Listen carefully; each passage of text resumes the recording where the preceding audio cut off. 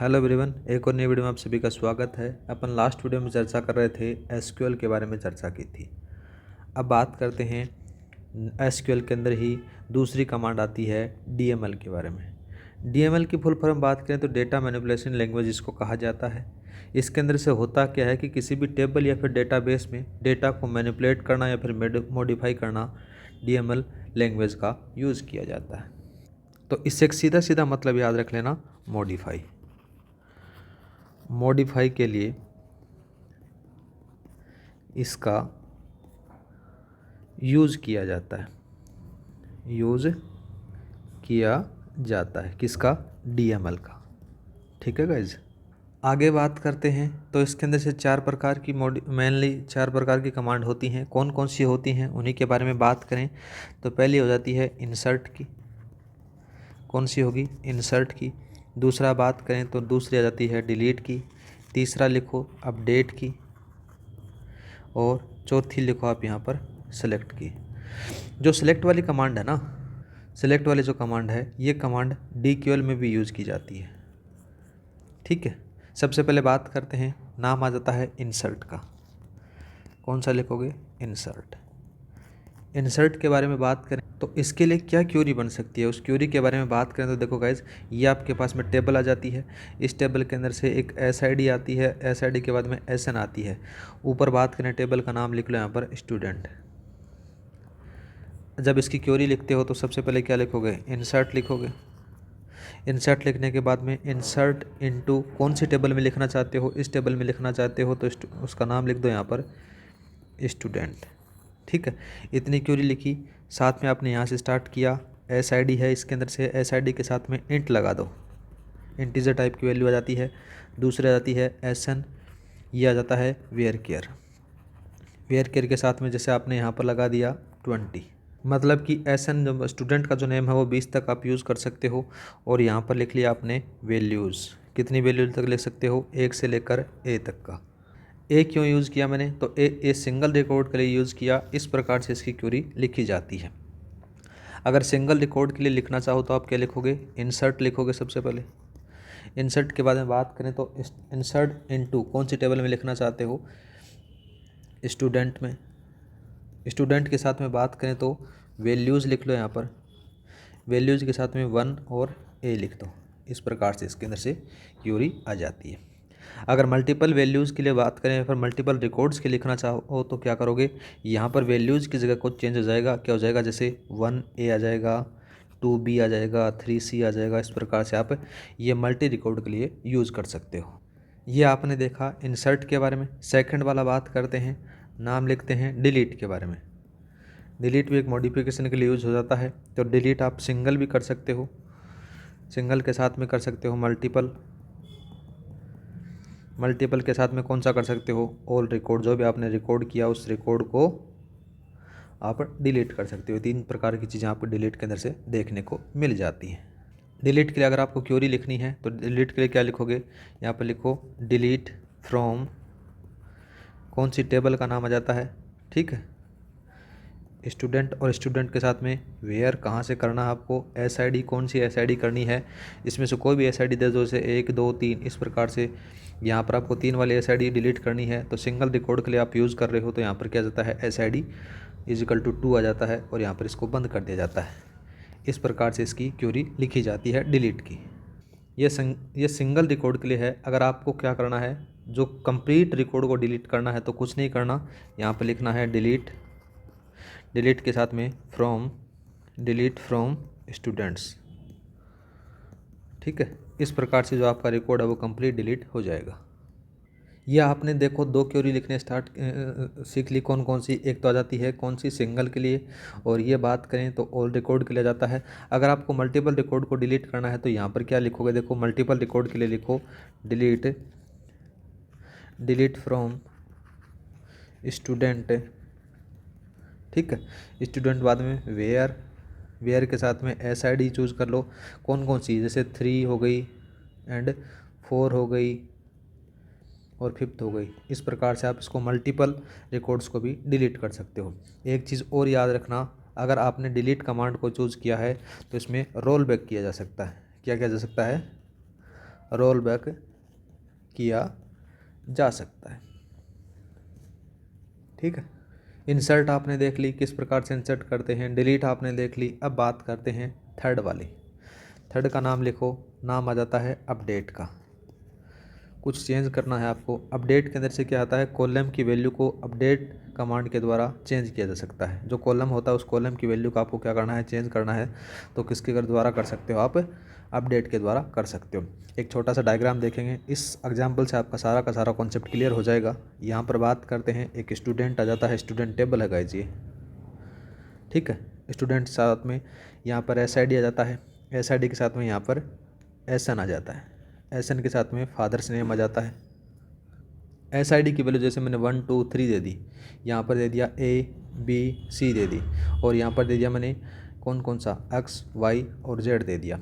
इसमें से आपको क्या अपडेट करना है, जैसे आपको इसको अपडेट करना है, इसको अपडेट करने के लिए क्या करोगे, यहाँ पर क्या लाना चाहते हो आप, M लाना चाहते हो। तो इसके लिए क्या क्यूरीज होगी, उस क्यूरी के बारे में लिखो। देखो यहाँ पर सबसे पहले अपडेट लिखना है, क्योंकि अपडेट अपने को करना है। अपडेट के साथ में स्टूडेंट लिखना है, क्योंकि स्टूडेंट का नाम टेबल का नाम आ जाता है। और यहाँ पर सेट लगाना है। सेट लगाने के बाद में क्या चेंज करना है, फादर्स नेम चेंज करना है। फादर्स नेम किसका बराबर चेंज करना है, ये यहाँ पर चेंज करना है, मेरे को M चेंज करना है। ठीक है, और कहाँ से चेंज करना है, यहाँ पर लिख दो। यहाँ पर वेयर SID के बारे में बात करें तो कौन सी देती है, 2, यहाँ पर 2 लिख दो। इस प्रकार से इसकी क्वेरी लिखी जाती है अपडेट की। एक बात और याद रखना, अगर जो पूरा कॉलम, उस पूरे कॉलम की अगर आपको वैल्यू सेट करनी है तो यहाँ पर क्या करना पड़ेगा, इस वाले को मत लिखना आप। यहाँ पर पूरे कॉलम की वैल्यू है वो M ऑटोमेटिकली सेट हो जाएगी। इतना समझ में आ गया अपडेट का। अपडेट के बाद में 4th नंबर का आता है गाइज सिलेक्ट का। कौन सा आता है, सिलेक्ट का।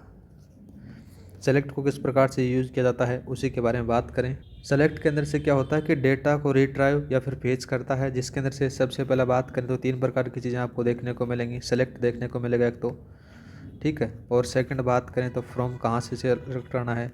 थर्ड बात करें तो आपको कहाँ जा भेजना है। इस प्रकार से चेंज करने को मिल जाए। इसके अंदर से क्या होता है गाइज, सिलेक्ट के अंदर से सिलेक्ट कमांड डेटाबेस से डेटा को क्या करेगी, रिट्राइव करेगी या फिर फेच करेगी, करवा के लेके आते हैं। जिसके लिए क्या करते हैं अपन 3 कमांड का यूज़ करते हैं। मेन रूप से बात करें तो जैसे सिलेक्ट हो गया, फ्रॉम हो गया और वेयर हो गया। अब इन तीनों चारों के बारे में बात करते हैं, किस प्रकार से ये काम करता है। एक तरफ आप लिख लो यहाँ पर सेलेक्ट, ठीक है, ये सिलेक्ट हो गई। सिलेक्ट के बाद में फ्रॉम, और फ्रॉम के बाद में वेयर। इन तीनों के बारे में अपन बात करने।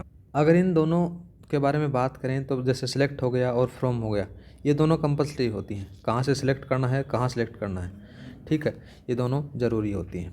यहाँ पर लिखो ज़रूरी, ये भी ज़रूरी होती है, ये ज़्यादा कोई ज़रूरी नहीं होती। इसके लिए अंदर से आप ऑप्शनल कंडीशन होती है, आप इसको चूज़ करो या नहीं करो तो भी चल जाता है। दूसरा बात करते हैं, पहला हो गया कंपलसरी होती हैं सिलेक्ट और फ्रॉम, और दूसरा ये होता है कि name of attribute required in output. मतलब कि एट्रीब्यूट के अंदर से आपको आउटपुट की attribute name of as a attribute इसके अंदर से रिक्वायरमेंट होती है। साथ में बात करें तो फ्रॉम के अंदर से आपको क्या है, टेबल के नेम की ज़रूरत होती है, और इसके अंदर से आपको कंडीशन की ज़रूरत होती है। और बात करें तो जो थर्ड वाला है ना, थर्ड में क्या लिखोगे, यहाँ पर आपने पाई वाला जो प्रोजेक्शन है उसकी तरह बिहेव करेगा ये सिलेक्ट वाला। और फ्रॉम वाला बात करें तो क्या होता है, रिलेशनल अलजेब्रा में जो आता है ना कार्टेशियन प्रोडक्ट, उसकी तरह बिहेव करता है ये। और जो तीसरा बात करें वेयर वाला, तो इसके अंदर से क्या आता है, रिलेशनल अलजेब्रा के अंदर से जो सिग्मा वाला आपने लिया था ना सिलेक्शन ऑपरेशन वाला, उसको तरह बिहेव करता है। कौन से वाला, वेयर वाला। एक छोटा सा अपन सिंटेक्स देखते हैं अलजेब्रा के अकॉर्डिंग ही। जैसे आपने क्या किया, पाई ले लिया, पाई के साथ में A1 A2 A3 इस प्रकार से AN ले लिया। इसको क्या बोल दिया आपने, इसको बोल दिया आपने सेलेक्ट, ठीक है। दूसरा बात करते हैं, ये सिग्मा वाला, सिग्मा के साथ में P लिया, R1 R2 R3 R4 इस प्रकार से RN ले लिया। इसको बोल दिया आपने फ्रॉम, क्या बोल दिया, फ्रॉम बोल दिया। इधर बात करें तो इसको क्या बोल देते हैं अपन, कंडीशन वेयर, यह जाता है वेयर। समझ में आ गया किस प्रकार से अपने को यूज़ किया। सेलेक्ट अपना यहाँ पर हो गया, वेयर यूज़ हो गया और फ्रॉम यूज़ हो गया। अब एक छोटा सा डायग्राम अपन बात करते हैं गाइस। देखो यहाँ पर एक अपन डायग्राम बनाते हैं। इस डायग्राम के अंदर से जैसे एम्प्लॉय की एक टेबल आ जाती है, इस एम्प्लॉय के अंदर से बात करें तो यहाँ पर एम्प्लॉय ID आ गई, यहाँ पर एम्प्लॉय नेम आ गया और यहाँ पर उनकी सैलरी आ गई, एम्प्लॉय सैलरी। ठीक है, अब यहाँ पर क्या लिख दिया, जैसे मैंने 1 2 3 लिख दिया एम्प्लॉय का आईडी के बारे में, यहाँ पर MNO लिख दिया और साथ में ही जैसे 10,000 हो गई, 10,000 के साथ में इसकी 12,000 हो गई और यहाँ पर 13,000 हो गई, इस प्रकार से लिख दिया। अब क्या करना है, अब आपके पास में एक क्वेरी आ जाती है कि मुझे उन एम्प्लॉय के नाम बताना है जिनकी सैलरी क्या है 10,000 से ज़्यादा है, 10,000 से ज़्यादा। इसके लिए आपको क्वेरी लिखनी है। क्वेरी लिखने के लिए आप क्या करोगे, देखो सबसे पहले आप किसके पास में जाओगे, सबसे पहले जाओगे आप एम्प्लॉय नेम के पास में। ठीक है, यहाँ पर लिखो सेलेक्ट। सेलेक्ट के बारे में बात करें तो सेलेक्ट के अंदर से जाता है एम्प्लॉय नेम बताना है, दूसरा जाता है फ्रॉम कहाँ से, तो एम्प्लॉय जो टेबल है वहाँ से अपने को बताना है। ठीक है वैसे एम्प्लॉय बताना है और बाद में कहाँ से बताना है, तो याद रखना वेयर सैलरी कितनी बतानी है 10,000 से ज़्यादा बतानी है। तो इस प्रकार से आप क्वेरी लिख सकते हो, यह इसकी क्वेरी हो गई। आगे बात करें तो जो सिलेक्ट कमांड को एक special language DQL data query language में भी रखा जाता है, उसके बारे में अपन आगे चर्चा करेंगे। नेक्स्ट बात करते हैं DCL के बारे में। यहाँ पर लिख लो DCL। DCL बोले तो डेटा कंट्रोल लैंग्वेज इसको कहा जाता है। इसमें से 2 प्रकार की आपको चीज़ देखने को मिलेंगी, एक मिलेगी आपको ग्रांट और दूसरी मिलेगी आपको रिवोक। कौन सी मिलेगी, रिवोक मिलेगी। ग्रांट क्या होती है कि परमिशन प्रोवाइड करता है यूज़र को, और रिवोक क्या करता है, परमिशन वापस लेता है। चीज़ें आपको देखने को मिलती हैं DCL के अंदर से, ज़्यादा खास इसके अंदर से है नहीं। तो याद रखना ग्रांट क्या करेगा, आपको परमिशन देगा, और रिवोक क्या है, आपको जो परमिशन दे रखी है उसको वापस लेगा। ठीक है, इतना ही होता है। आगे वाला बात करते हैं, कौन सा है TCL। TCL की full form transaction control language इसको कहा जाता है। ट्रांजैक्शन क्या होता है, सेट ऑफ ऑपरेशन होते हैं जिसको ट्रांजैक्शन कहा जाता है। ट्रांजैक्शन को मैनेज करने के लिए TCL लैंग्वेज का यूज़ किया जाता है। ठीक है, कौन कौन सी चीज़ें हैं जिसके अंदर से बात करेंगे अपन। पहला आता है कमिट, कौन सा आएगा, पहला कमिट आएगा। सेकंड वाला बात करते हैं हो जाता है रोल बैक, इसके अंदर से कमांड यूज़ होती है TCL के अंदर से। और थर्ड वाला बात करें तो आ जाता है सेव पॉइंट। ये 3 कमांड यूज़ होती हैं TCL के अंदर से, कौन सी, कमिट, रोल बैक और सेव पॉइंट। अब इनको स्टेप बाय स्टेप पढ़ते हैं अपन कि किस प्रकार से इनकी कमांड लिखी जाती है। जैसे आपको लिखना है अपडेट के लिए, क्या लिखना है, अपडेट के लिए लिखना है।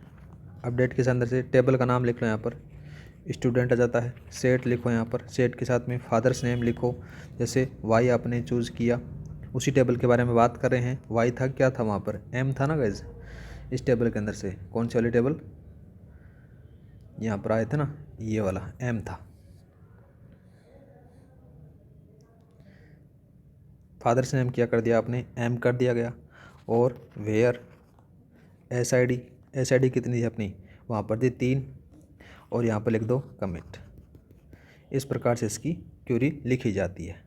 दूसरा बात करें तो आप इसकी दूसरी क्वेरी भी लिख सकते हो, जैसे डिलीट फ्रॉम स्टूडेंट आ जाता है। साथ में बात करें तो वेयर साइड SID के अंदर से क्या जाता है 3 आएगा, और कमिट आप लिख सकते हो।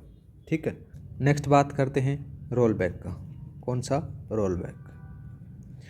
रोल बैक के अंदर से क्या काम होता है उसी के बारे में बात करेंगे अपन। रोल बैक ये होता है जिसके अंदर से जो आपको कमेंट दे दिया ना उसको वापस लेने के लिए काम यूज होता है। जैसे अपडेट स्टूडेंट आ गया, और यहाँ पर क्या है, जब आपने फादर्स नेम यहाँ पर लिखा था ना ये वाला, और साथ में कहाँ से वेयर SID 2 लिखा था, 3 लिखा था, यहाँ पर 3 लिखने के बाद में यहाँ पर क्या है, रोल बैक लिख देना, रोल बैक। ये आपकी रोल बैक की कम वो हो जाएगी। और एक बात और याद रखना, जो सेव पॉइंट होता है वो होता है एक्सटेंशन होता है रोल बैक का, याद रखना। ठीक है, तो ये था TCL के बारे में। आज के लिए इतना ही। नेक्स्ट वीडियो में अपन चर्चा करेंगे किसके बारे में, SQL जो ऑपरेशन है जिसके बारे में बात करें, DQL ऑपरेशन जिसको कहा जाता है, उनके बारे में चर्चा करने वाले हैं। आज के लिए इतना ही।